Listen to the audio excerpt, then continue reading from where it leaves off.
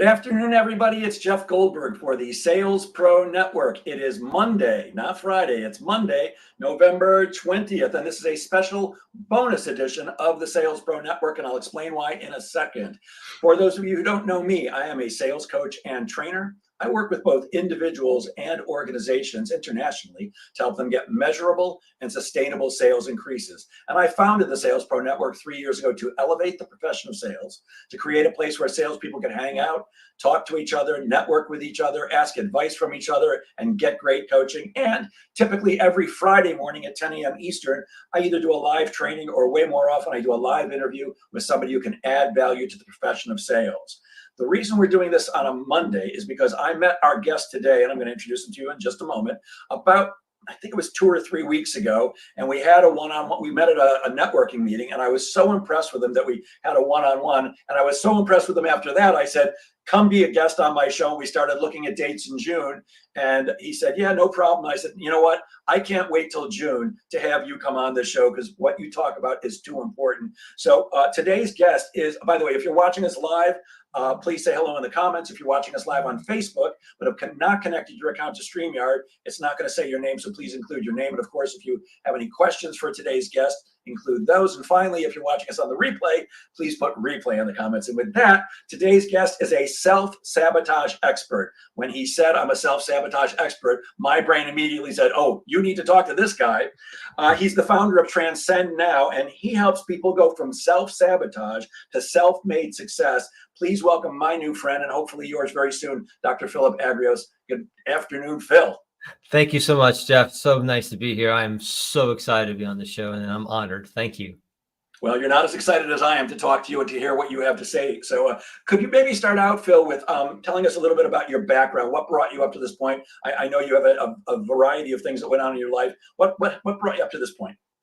So I used to practice as a chiropractor and a functional medicine practitioner. My specialty was thyroid and autoimmune disease. And during that process, I found myself on a journey and was focusing on a particular trait that we're born with. And I named it the Inborn Sabotaging Trait, not as the definition of sabotage as to undermine you, but it actually protects us from the very success that we seek, because that success subconsciously is more painful, whether or not how we get to that success or how we sustain that success. So we never go there.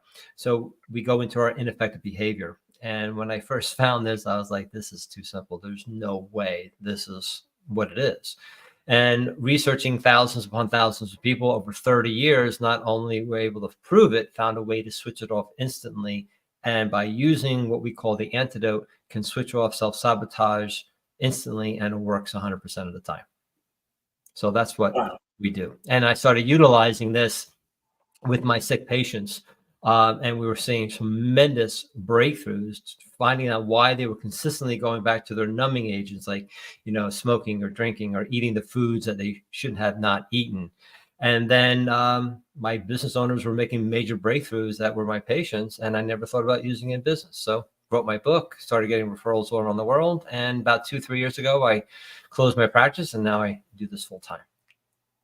Wow. Smoking, drinking, eating, check, check, check. I like the way you said that it's to protect us. That almost, when you hear self-sabotage, it sounds like a bad thing. But if it's a protection, I started doing stand-up comedy out of a conversation with my coach about self-sabotage. So can you define self-sabotage for us? So my definition of self-sabotage is that it's just protection. That's all it is. There's nothing wrong with you. You're not an idiot or a loser, all the other 100 words we say to ourselves. You're just in protection, because there's only two things we do. We protect and we grow. We contract, we expand, we give and take. We're vibrational beings. So when you start to release your personal professional power and you hit that wall, the saboteur kicks in to protect you. So imagine as you start to hit that wall and you start to contract, imagine knowing that there is only one trait that you were born with that is immediately bringing into protection, but then use the exact opposite, which we call the antidote. It will immediately bring you into growth. So now you're doing this compared to doing that guaranteed 100%. And no one's ever proven us wrong over the thousands of people that we have used this with. Wow. So it's not like we've done something wrong. You're suggesting we're born with this trait. Right, because it's just protection, right? You really look at it, this is where it was really an eye-opener for me when I was working with so many people. And it just was knowing my background with medicine and all that, is that since I was a thyroid expert, right? So your thyroid consistently, your hormone consistently goes up and down. The reason why it doesn't keep on going and causing everybody a problem, because there are biofeedback mechanisms. They help you not get out of the balance that you need. When those biofeedback mechanisms are compromised, that's when things go awry and you create disease. So same thing with ourselves. Things are going well. And a lot of times people go, well, I don't do that all the time. And I said, yes, we're only talking about the 15, 20% of the time. We're not talking about the 80%. Some people, 90% because they got, a lot of coaching, whatever, or there are some people that just consistently go into that protective state. So when they understand it's just your protective mode, this guilt, this whole feeling of less, imposter syndrome, all this stuff, realize, why am I protecting myself? Why am I pulling back and not following through? Why am I overly giving and constantly making, give away products for free? Or why can't I express myself in the way I really want to? And it all because somewhere along the line, you have immediately got into protection. So we tell our clients a great sentence, and I hope that your audience will write this down. At that moment, when you feel resistance, the question is, why am I protecting myself? That's it. Why am I protecting myself? Yeah, because if I do this, I may say something wrong, or if I send this out and people are going to make fun of me, or whatever the case may be. So there is a base of protection at that moment. Once they know that, and then when people go through our program, they understand the antidote, which will then offset that instantly. And then they can slowly or effectively or quickly do what they want to do, instead of feeling that something, quote, bad or some bad consequence would happen. So instead of, why am I still stuffing my face even though I'm full, it's, why am I protecting myself? Exactly. So great question. During the process, we're working with my autoimmune patients and people that were the sick of the sickest. What we found was they would have a trigger. They would then use their saboteur, and then they would use their numbing agents as a comfort food. People will come to me and go, you're going to kill me. I had pizza, or I had gluten, or whatever they had a problem with. And I would go, why am I going to kill you? I'd say, I'm glad you have it. How'd you feel? Been in pain for 4 days. I'm like, perfect. Congratulations. I don't care you ate it. I'm glad it kind of reinforces. My question is, what happened that caused you to eat something that you knew was going to give you 4 days of pain? Because that trigger, if you dealt with it, and subconsciously, you're thinking it's more painful to deal with. So when we found what that trigger was, we would then give them the antidote. And then we found two things. They would lessen their numbing agents, or they would stop them. And that's where I started really seeing not only that in their personal life, but in their professional life, whether or not they were a business owner, a salesperson, or a career-oriented person. And you talk about self-sabotage, that there are saboteurs, that there are different types, right? Yes. We don't all have the same saboteur, right? No.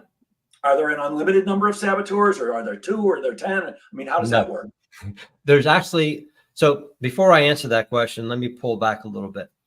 So during the process, I was able to discover that there are actually only 3 traits that make up who we are. And they are what we call the director trait, the supplier trait, and the communicator trait. Because that's all we do as humans. We supply, we direct, and we communicate. That is it.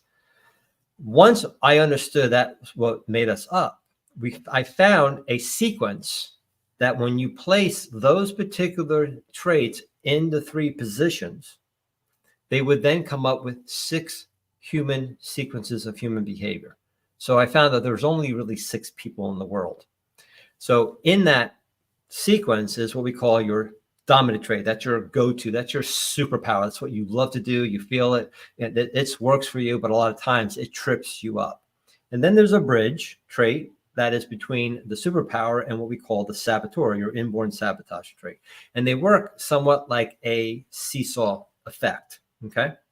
So once I know the sequence about you, I can tell you everything about you, never meet you. If you had a significant other or let's say a salesperson, or that you're a manager, or one of your children, whomever, we can now ask a couple of questions, tell you everything about them, and then tell you how you two interact and never ask a question. That's how much of a science we got this down to. So how does this sequence work? So there's only really 3 saboteurs. Okay. So ever had a salesperson that overtalks and talks him or herself out of a sale? Ever heard anything like that before? Right. So a lot of time, I know when I work with managers who have been sales managers, VPs, whatever, I ask them, what would you do? And the majority of them would say they would need communication training. And I say, no, that's the last thing they do. That's their superpower. The reason why they're overly talking is because of their saboteur. It's over communicating to offset what they're feeling or thinking in that position. Once they use their antidote, immediate effects of them to communicate more effectively, where they don't feel they have to overly connect, or some of them actually just sit back, ignore, and now they don't call because they're feeling some type of fear in that end of it. So that's like one example of we deal with salespeople or other type of clients. Does that make sense? Yeah, it does. It makes perfect sense. And one of the things that you really impressed me when I first met you was instantaneously. You can help people almost instantaneously make huge changes. And the other thing that I was impressed with was you give a guarantee. It's not a maybe. It's not we're going to try to help you. It's a guarantee that your program works 100% of the time, or you'll give people their money back. I mean, if you asked me, I'd probably say that there's nothing that works 100% of the time. So how can you offer such a powerful guarantee? How can you guarantee it's going to work? That's why for 30 years, I kept on saying, this can't be this simple, until I realized that the only thing that works 100% of the time is a law. So that's why my book is called Life's One Law. It's a law that I discovered. And basically what happens is, if you look at, when you focus on this particular part, let's say you overly talk. When you use your antidote, the exact opposite, it's impossible to overtalk. Right? So basically what we're doing is we're actually giving you the exact opposite to do in order for you not to have that particular consequence. For instance, you ever see the guys who, the domino masters, they push the one domino, right? And it goes, right? Last one hits, and let's say balloons are released. What's the last thing you say? Balloons, right? That's your imposter syndrome. That's your anxiety, your stress, your over talking, your overly giving, whatever you see and feel last. So what do? We take our coping methods and do what? We put them on the balloons, not the one domino that caused it. So what's easier? Hold down the balloons and stop pushing the damn domino. That domino is your saboteur that creates every negative emotion that you experience that we prove. So what happens is people focus on the other dominoes, not the one that caused it, because that's why it consistently moves. Once they know this, they then use the antidote, the exact opposite. So instead of pushing the domino this way that causes frustration and desperation, they push it this way, which causes inspiration and motivation and growth instantaneously. And we prove that. Wow. So it's the same thing pushing everything. Yes. So, yeah, that's why it comes down to just one thing for the rest of your life, that no matter what adversity comes your way, it's just one thing. And there's some salespeople, look, how many people right now are going, there's no freaking way, this is way too unbelievable. And I go, yes. And I think I told you this. I had a marketer one time said, why don't you say like 95%, 90%, it sounds more believable. And I said, why do I have to lie to these people? It works 100% of the time. So I fired the person. But I was like, I love skeptics. They're my best clients. They've always been my best patients as well, because they don't expect anything. And when you actually do what you say to do, it blows them away. But yeah, so yeah, it does. I will be the first one to tell you, it sounds unbelievable and everything else, but that's why we have so many video testimonials from startups to multimillionaires showing the results and how quickly it does work. So the same thing that causes me to want to eat sweets all night is the same thing that causes me to freak out when somebody's driving too slow in front of me. And why you may not be doing certain things in your professional life, because your business and your personal life are one. So when you use your saboteur, what we discovered is that both are affected at the exact same time.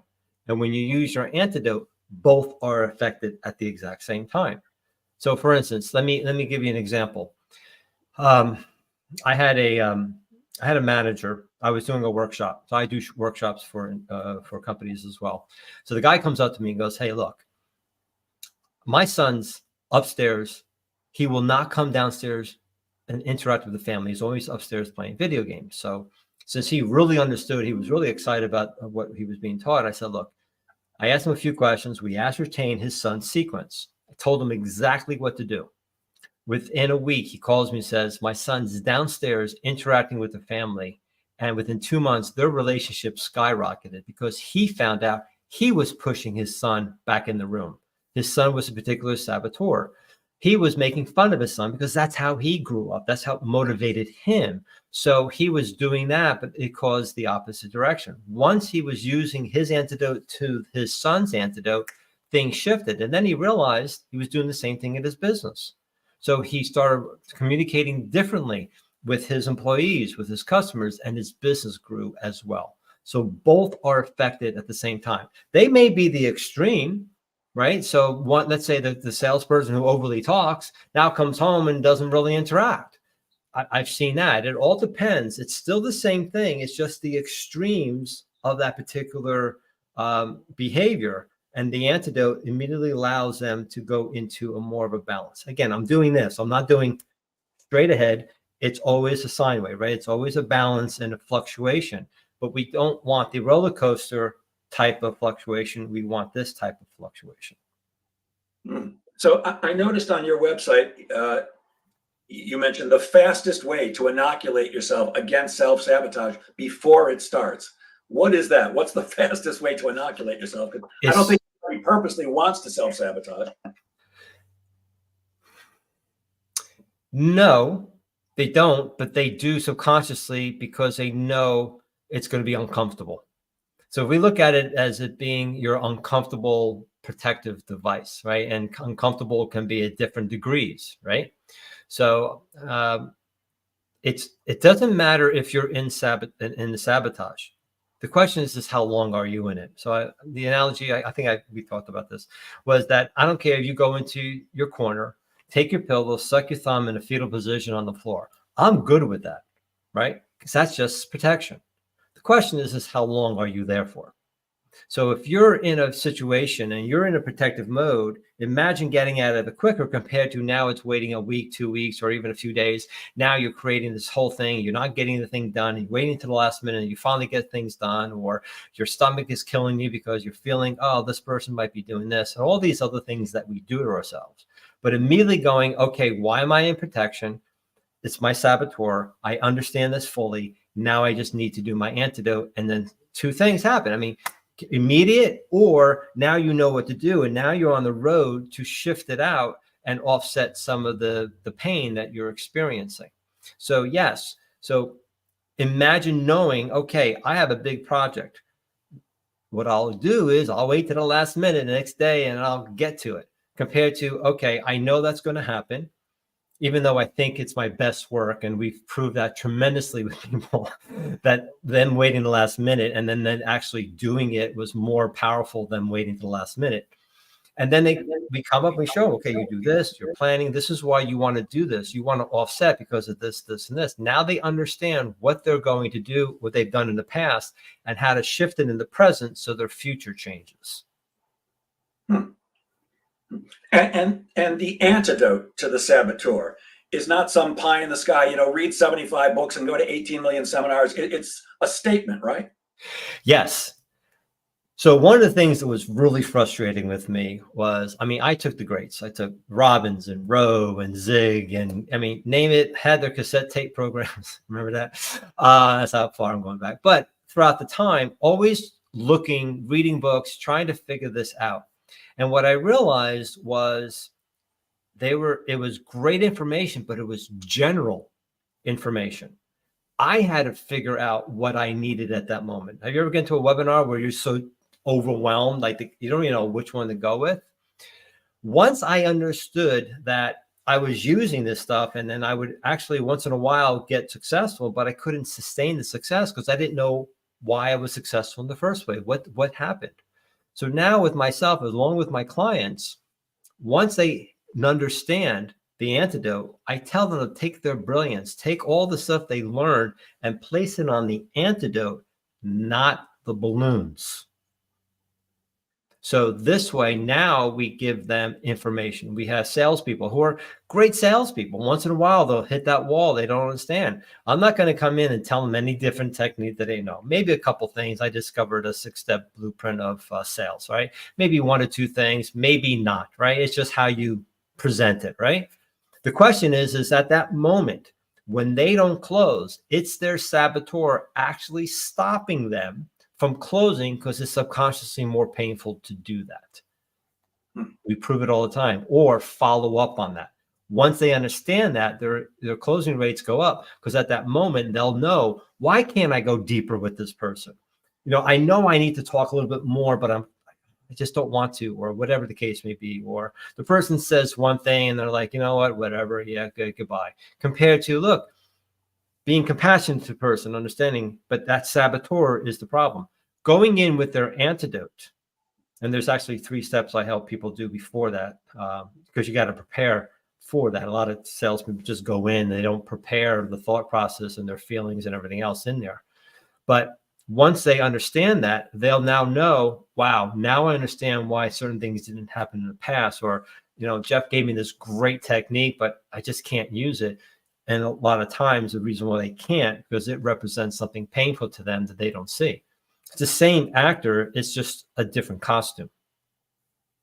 Yeah, it's interesting you say that. One of the things I share with my coaching clients, my sales coaching clients, is a technique I call calendarization, which is simply using your calendar extensively, planning every day out, making sure that you're productive, all that stuff. There's a little more to it than that. But I was working with a client recently who completely scattered, doesn't get things done, not prospecting enough, not making enough money. So I taught her calendarization. I said, between now and our next call, 2 weeks from now, practice calendarization. Well, next call we got on, she was panicked. She goes, I didn't do it, can't do it. I can't plan out 2 weeks in advance. I said, how about a week? She goes, no, it's freaking me out. I can't do it. Sometimes for people, it's just too much to take a big chunk, and they need something little. And often it is those little things that are getting in the way. And you may have already answered this, but how can somebody get out of their own way in order to boost their productivity and live up to their true potential? Is it simply finding out what your saboteur is? The antidote, but before that, are able to take 100% responsibility that it's them and not the other person. There's always a 2-way street, but it comes down to you, right? It always comes from you. I always tell people everything outside of you is you. The person you can't stand is a part of you can't stand. They're just showing up in your life to show you the part of you not dealing with, which is your saboteur. So if you don't like the outside world, you must change the inside world first. And people don't know how to do that. But once they understand the saboteur, that saboteur has created every situation in their lives. Prove it 100% day in, day out with any client. And then knowing how to shift it. It's just one thing. It's that simple. And that could be unbelievable to them. But if it's unbelievable and they're resistive, it's just their saboteur stopping them and preventing them, because they're seeing me as somebody else, as like, say, a salesperson, whatever, that that might have taken them, right? Oh yeah, last time I believe somebody liked who said this, I got taken. So at that moment, their saboteur is kicking in. So imagine, so I was just talking to a potential client, and they were all ready, and then there's just like this one little thing that was bothering them, right? Since I knew the sequence already, I knew what it was. So as we started going a little deeper, I started using the words of their saboteur to understand them. And they started going, yeah, this is exactly why. I said, this is the resistance, and we will guarantee you'll know that and shift it. So as a salesperson, imagine knowing the resistance of that potential client, where you now can guide them to your product and service if your product and service is right for them, right? I think when you and I talk, I always tell you, I don't sell people, I serve them. Okay. And my focus is, can this be? And we make sure that everybody that's in our program is the person that this program is for them. So we go through an hour making sure that we can guarantee them something, and then this is right for them, but also, are they right for us? Right? The person's got to be coachable, committed, and resourceful. If they're not, that's our must list. I don't sell them. I tell them, you're not for us. Appreciate it. And then I'll refer them to somebody else if I feel the need. But as a salesperson, you must have your deal breaker list, right? To a point where this, again, depends on what you're selling, right? If you're selling a couple of widgets here and there, it's not going to be that big. But if you're selling high ticket and people are putting a lot of money in and it's going to change their lives, you want to make sure that happens. But if they can't do it, selling them is only going to cause that company more problems, because they're going to want their money back and they're going to create more problems. So if you have your must list ahead of time, whether it's your potential client, potential bride, potential husband, potential partner, whatever the case may be, you have to have some of those must lists or deal breaker lists. And if that person doesn't have it, it's time to let them go. So earlier you mentioned about salespeople talking too much, and they typically do. As a coach, I see it constantly. I'm constantly stunned that salespeople don't understand that silence can be their best friend. But often salespeople, you have even said it, will talk themselves out of a sale by over talking.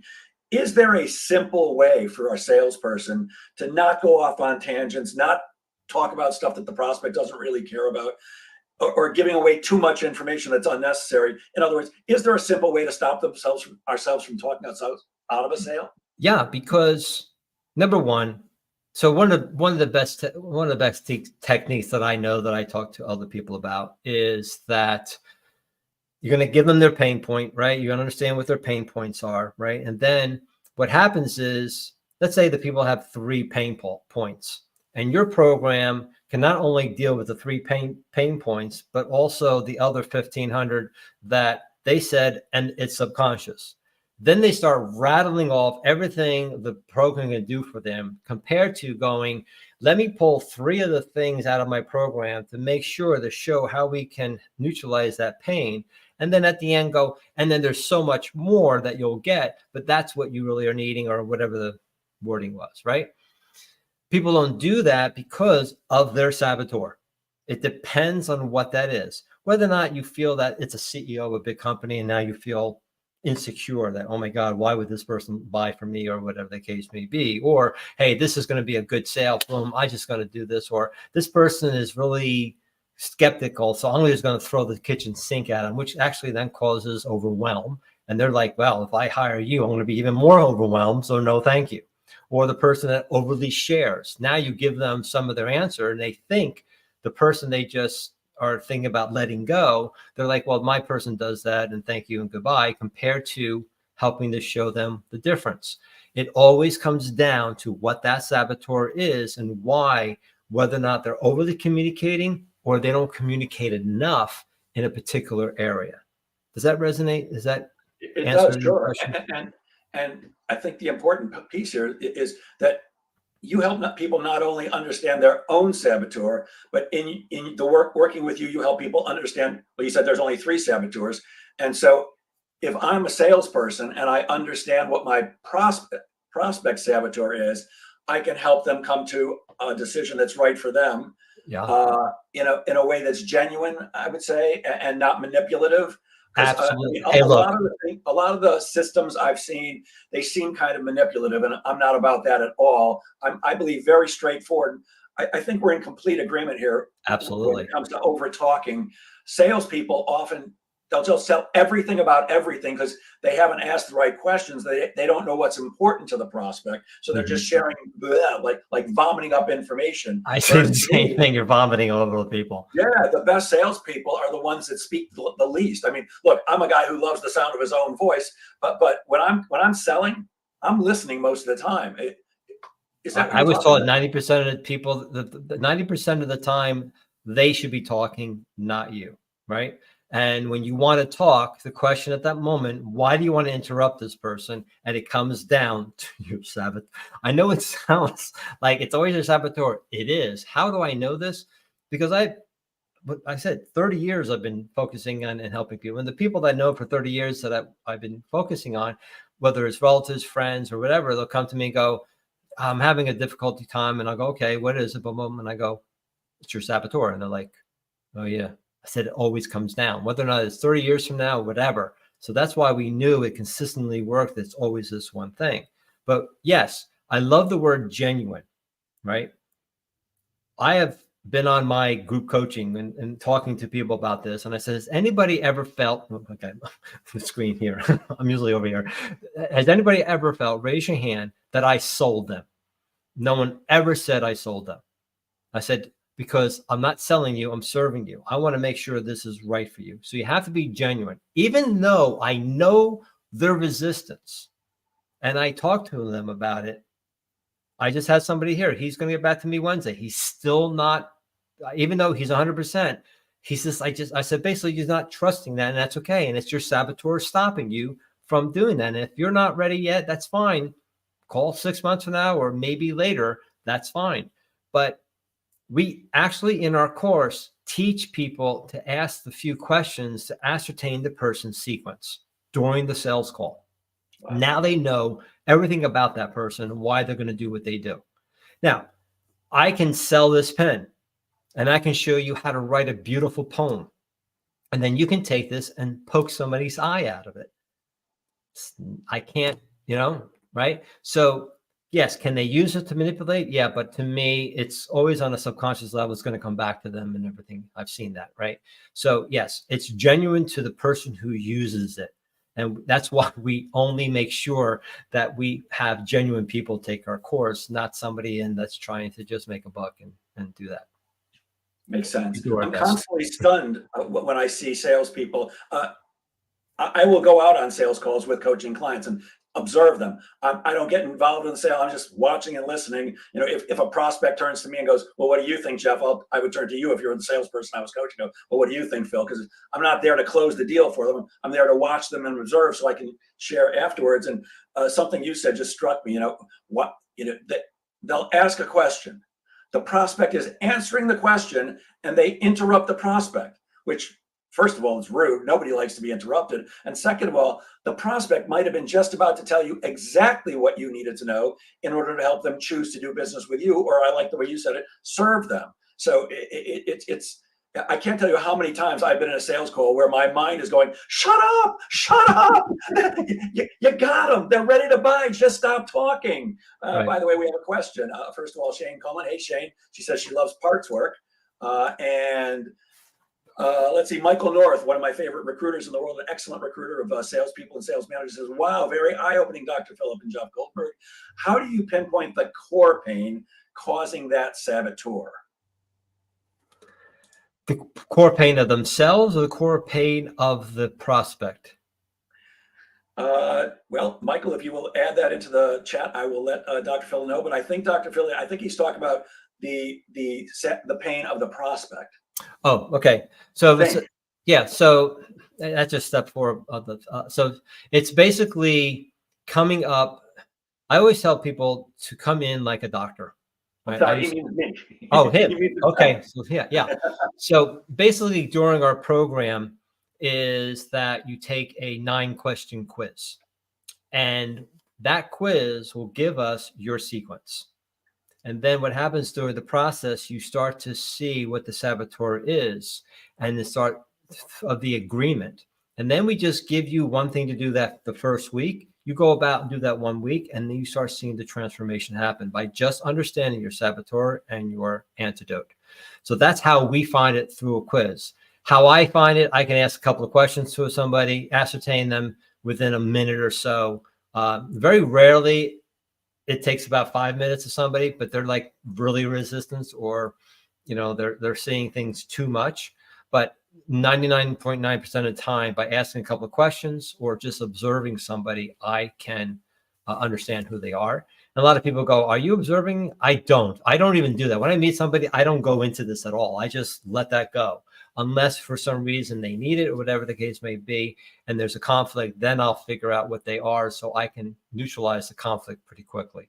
But yeah, I don't do that on it's draining if I had to.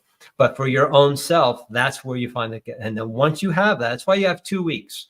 We give you 2 weeks. That after the second week, if you feel this is not right for you, you get 100% of your money back. No questions asked. But no one asks for their money back, because everybody makes a major breakthrough the first or second week. And there's nothing like this in the world. And I truly tell, and I joke around, I go, if you want to know something totally different that you've never heard before, we have it. So I hope that answered your question, Michael. And then for the other person, that's the same thing. You'll ask those same questions to ascertain what they are, and then you can figure this out. I had a coach who didn't have a great relationship with her husband. Within 5 weeks, the relationship started to blossom, because she understood not only her sequence, she understood his, but he never knew she was taking the course.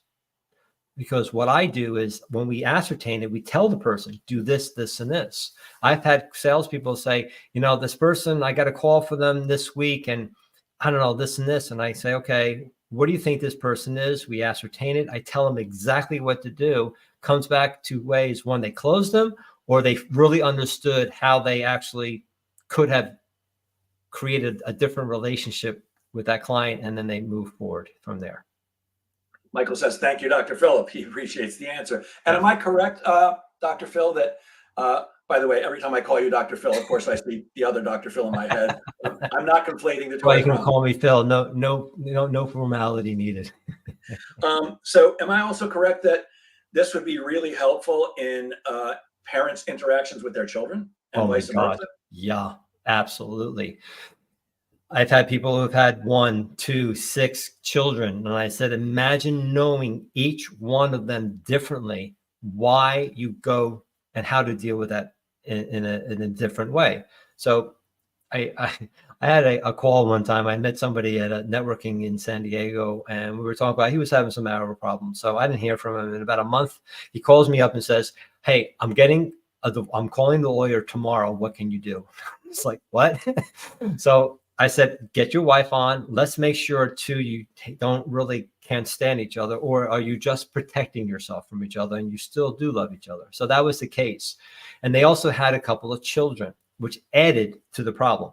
So the wife would do is, one of them would scream from the other room, "Get up," because this person just wouldn't get up. And I knew the sequence already. I didn't even have to ask her, but then I asked her, we confirmed it. I said, that will never work. You will always be stressed out. You need to do this, this, and this for that child. Within a week, the child started getting up in a different way, because she shifted from her antidote to the child's antidote and knew exactly what to do. Whether it's business partners, whether it's your spouse, business partners, whatever the case may be, any relationship, once you know that sequence, you now understand them through a compassion, not judgmental. This is so refreshing. I mean, for many reasons, but so many things that we do, those of us who are interested in being the best version of themselves, take a long, therapy. And I mean, I've spent tens of thousands of dollars and hundreds of hours in seminar rooms over the last, 40 or 50 years. And very little has made a change at all. Of course, it's me who has to make the change. It's not any of this information, but very little has made a difference. And I love that you are able to help people so quickly. I want to come back to a question about sales, though. Most people agree that in sales, or at least many do, that the fortune is in the follow-up. Very rarely, unless it's a highly transactional sale, do things close quickly. And so often, salespeople are horrible at follow-up. They either don't do it at all, they're inconsistent with it, they don't have a plan. How can a salesperson motivate themselves to follow up on sales calls without getting frustrated by all the things that can frustrate us, like not returning calls and emails and things like that? Well, one of the things is to understand the 3 basic reasons for self-sabotage. Okay. So I also had a problem with follow-up myself. Okay. So number 1 is the reason why they don't follow up. And these are the base. You may think about the things, and I'll show you how it's really the 3. Number 1 is that you had success before and you lost it. So in the past, things were going well and all this, and all of a sudden everything went, you busted, you lost your business, or you lost the job, something else. So that subconsciously, if you ever get to that point and lose it again, it's too painful. So you never get to that point. It's like having a heart broken. People never get to that true love again because they're too scared of it, because they lost it or they got hurt. So they never get to that point. That's number 1. The second reason is that they have to do what's necessary. I got to go and I got to take Jeff's course and learning how to do that, or I got to go back to school, or I have to do this. I got to maybe take this guy's course, or I got to even listen to this podcast, or whatever. You know what?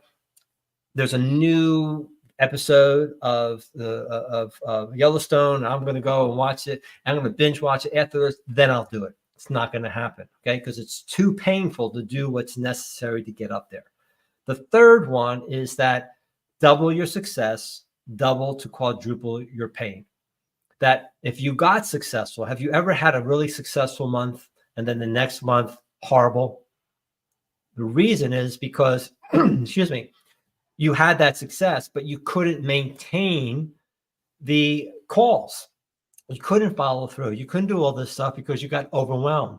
So that if you actually, if you actually double your success, you're never going to see your family. You're going to be overwhelmed. So you have to put automations and other things in, which could be a lot painful to people. So they never get there as well. Every time I have a salesperson that can't follow through, not only is it their saboteur, it's 1, 2, or all 3 of the basic reasons why they can't follow through. Wow. Does that Amazing. resonate with you? Yeah, of course. Absolutely. Yeah. It sounds like what you're talking about, and I heard it years ago.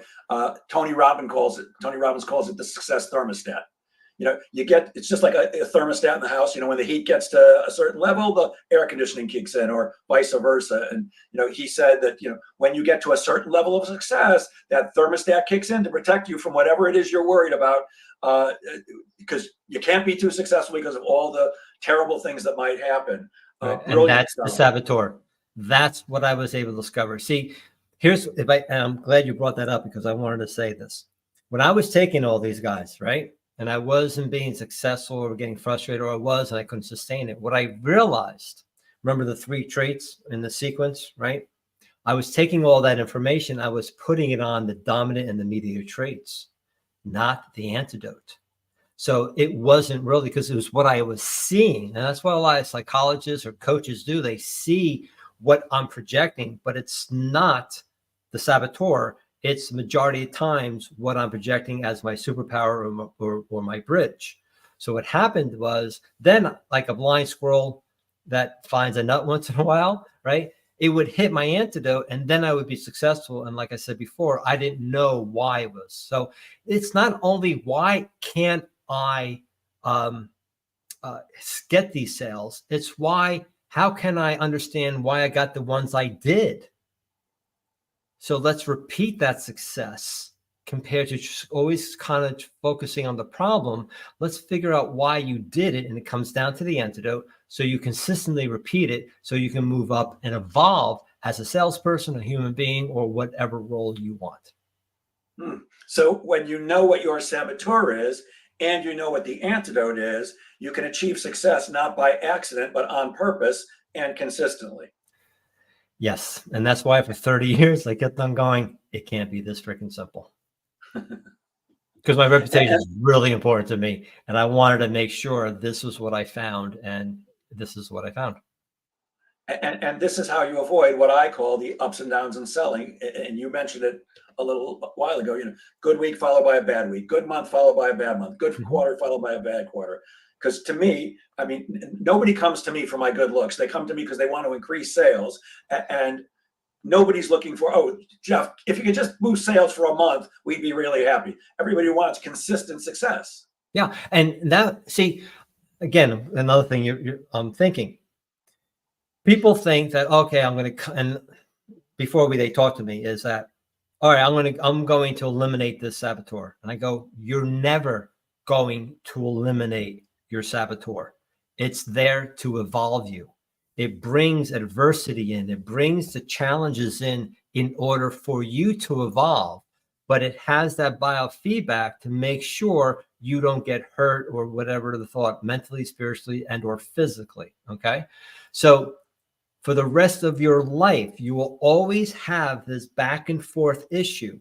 But once you understand the antidote, you will then become more neutralized. Hey, with me, I think I told you a couple of weeks ago, I got caught up for about a week to two. I got caught up in my business and all that. Even though I know all this stuff and I teach this, I tell people 95% of the time, I use my antidote. I'm human, because at that moment I was evolving and I was becoming subconsciously as well as consciously uncomfortable. And because of that, I found myself going back to the old me. That's fine. In the corner, sucking my thumb. I'm good. However, realizing, hey, look, I need to get out of this. What am I doing? Now I know exactly the one thing to focus on. And then from there, the holes that you bury yourself in depends on how deep they are. Some you can get out of quickly. Some is going to take some time, but at least you have a plan to know what the right solution is. Hope that cleared that up, that it's, you have everything with you. You know, it's like, I lost my confidence. I said, no, you don't. You know, you didn't. It's in there. You're just using the opposite. Shift it like this, and immediate your confidence comes back. It is that simple. Didn't say it was easy. And, you know, when I first met you and heard you talking, even up until just about a second ago, I hear the word saboteur and I think negative. But it sounds like your saboteur is not a negative thing. It's just kind of like your arm or your kidney. It's just a piece of you. And yeah, because the original word, see, a lot of times the original wording of the original meaning of words get bastardized. Okay. The original meaning of the word saboteur came from the French in the late 1890s, where factory workers were sabotage came from peasants wearing wooden shoes that would make them clumsy and inefficient. Okay. So they used the saboteur to make the workers inefficient to get the attention of the factory owners. And it hit me and was like, wow, the saboteur that I was able to discover, now it makes sense. It's getting my attention, knowing that I'm protecting myself. I'm becoming shaky. I'm becoming inefficient to get my attention so I can move forward in a much more lucrative business, personal life, or whatever. So that's the original meaning of the word sabotage. Got it. Because in my mind, it has a negative connotation. You know, a saboteur is somebody who comes in and, you know, plants a bomb that you can't see, and it's going to explode and get you into trouble. Right. And why do they do that? They're protecting themselves. Or trying to hurt somebody else. Well, I guess that would be protecting yourself too. Anything that you do, it's a protection. Gotcha. That's it. We have another question. I'm not sure I understand it. Maybe you can. I missed a little. Can you give an example of what one's saboteur is, one's opposite, to understand better? We might need. Do you understand that, Dr. Phil? Or do we need a little more clarification? So a saboteur, they may want to know one of the saboteurs.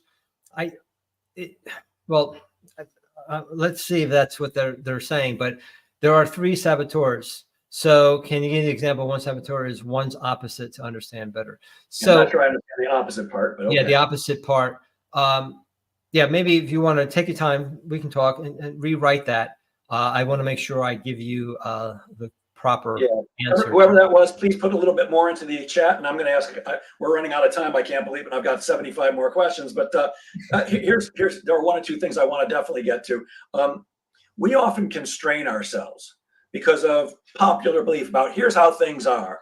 Can you please share the story of Roger Bannister? I think folks yours and my age are maybe familiar with him. I certainly knew who he was, but I think a lot of people aren't familiar with him. I think the example was terrific.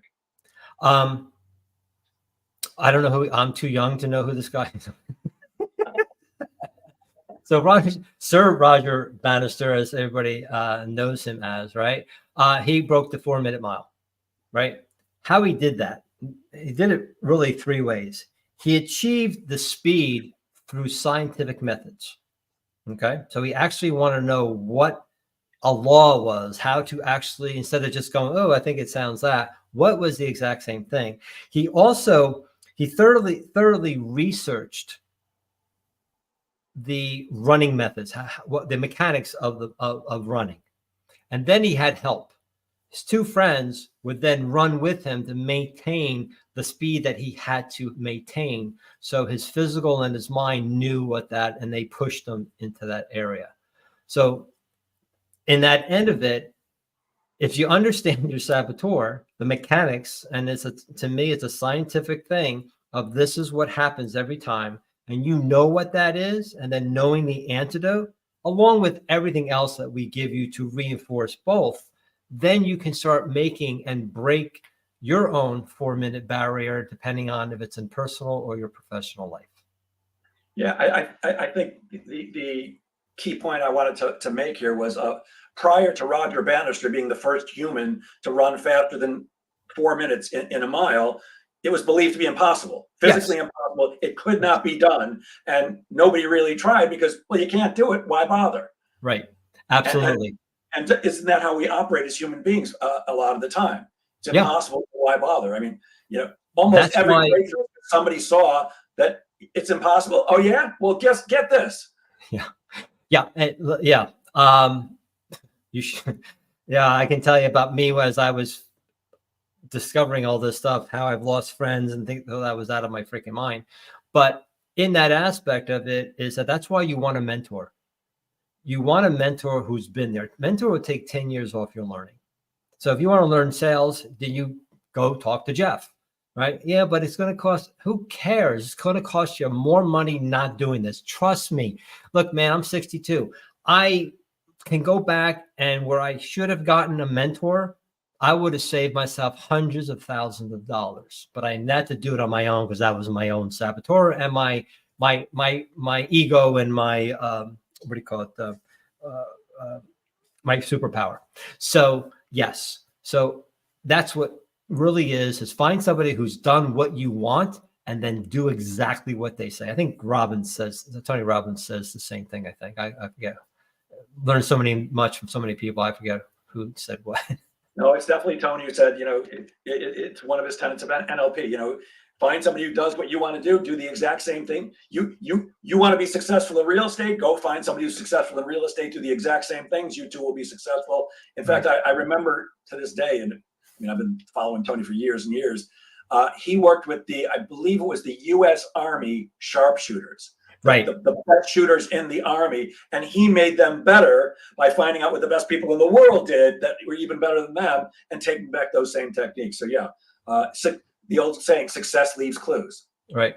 Exactly. And that's why this is nothing like this in the world. So I had to I think I've spent and lost millions of dollars trying to figure this out through all the stuff that I went through. And I'm good with that because this is my legacy to leave to the world. Love that. It's mid-November. It's November 20th. I had to look at my calendar because I know I said that at the beginning of the show about 45 minutes ago, but I've already forgotten. We're heading towards the end of the year. Now, one of my things that I constantly remind people is get rid of the head trash that says you can't sell after the holidays. Yes, Thursday is Thanksgiving, and maybe you're off on Friday too, but there's still plenty of time to close business. There are people who need what you've got. But many, if not most, and I certainly advise every salesperson should be setting goals towards the end of the year for 2024.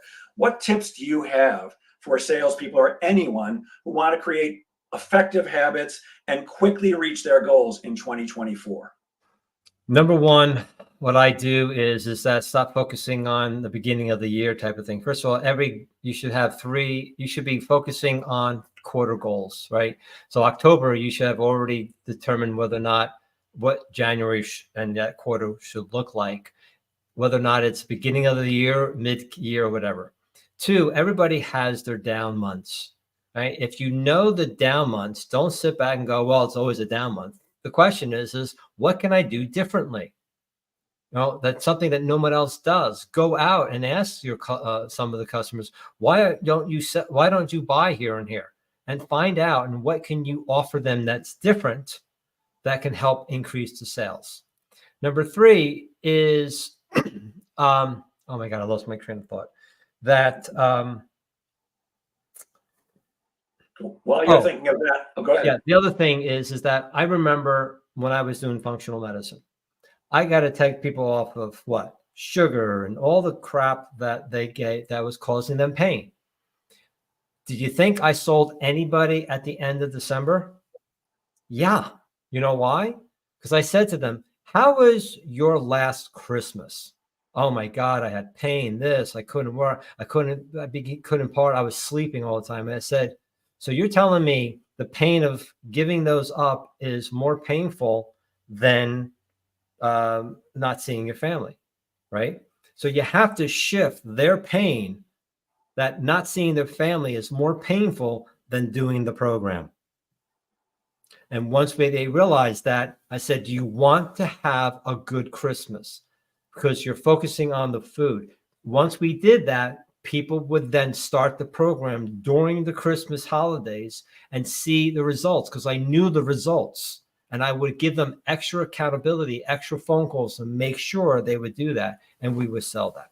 So you need to go past that thought process, expand it, put yourself in their shoes. And that's what doing is. You're like, well, I wouldn't buy during December. Why should they? Yeah, because again, it's your saboteur stopping you, because it's more painful to actually close those people in December. It comes down to your saboteur 100% of the time, no questions asked. I mean, for most people, I think that boils down to head trash too.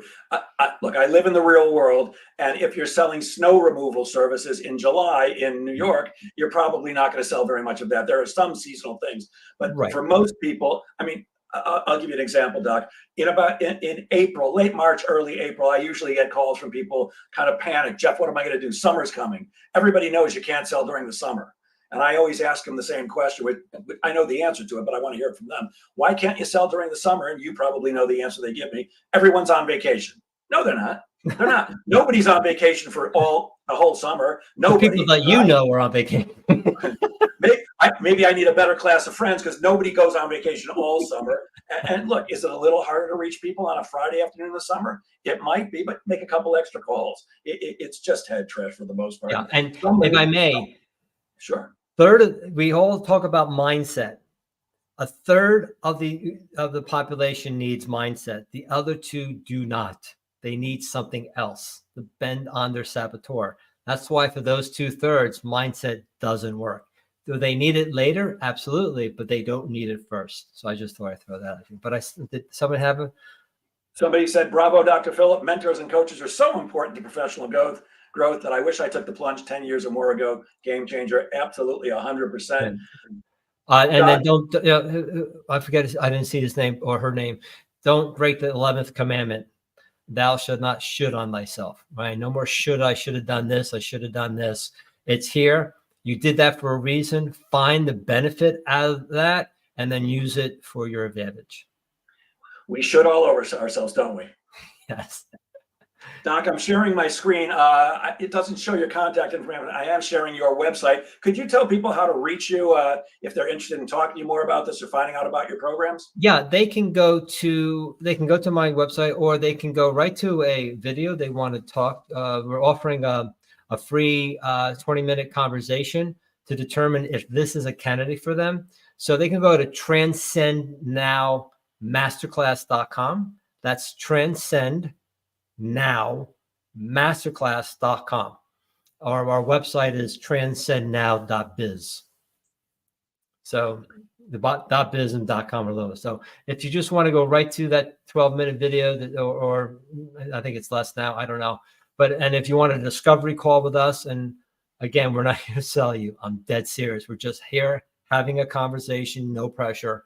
Transcendnowmasterclass.com, and let's have a discussion. Or you can go to the website and you can still click on the button, and I'll take you to that video. And of course, you're on LinkedIn. LinkedIn, Instagram, Facebook, name it. there, except for TikTok and something else. Well, I The can't tell main you how ones. much I can't tell you how much I appreciate you, and thank you for sharing this time with us and sharing your brilliance so generously. Oh, For those of you who typically join us on Fridays, there will be no live this weekend because I'll be recovering from the turkey. We'll pick up again a week from Friday. I don't remember who our guest is, but I know I have somebody fabulous for you. Please have a wonderful Thanksgiving, and I'll end as I always do. Please remember that sales is a game of making things happen. So get out there and make sales happen. Have a happy Thanksgiving, Phil. Have a happy thank Thanksgiving, you. everybody. I'm so grateful to all of you who tune in and listen, who are part of the Sales Pro Network. You make my life just a little bit happier every day, and I really appreciate it. Thanks, everyone. Have a great one.